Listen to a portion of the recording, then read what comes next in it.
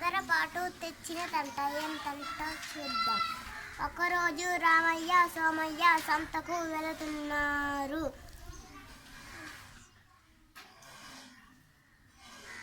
అలసిపోయి ఒక చెట్టు కింద కూర్చున్నారు. పాయసం కోసం ఏమేమి కావాలో అడిగాడు రామయ్య.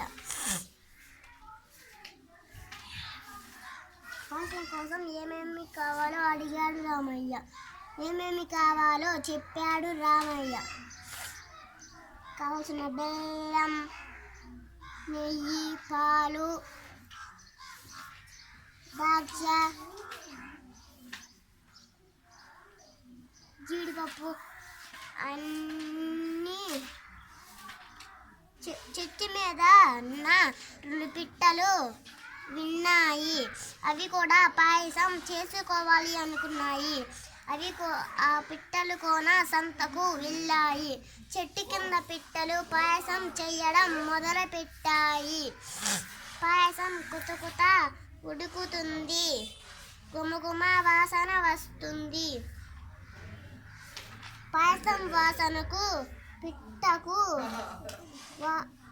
రుచి చూడాలని చాలా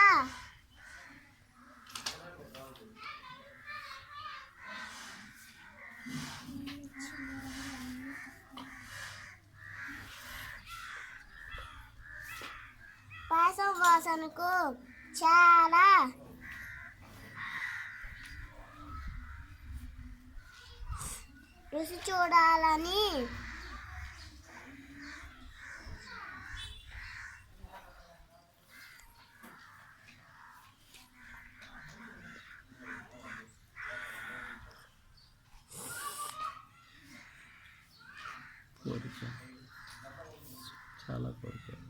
చాలా కోరిక కలిగింది.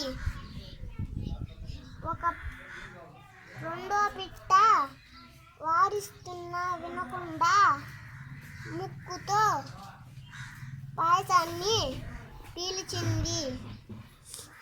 ఇంకేముంది, పుట్టమెత్తి కారింది.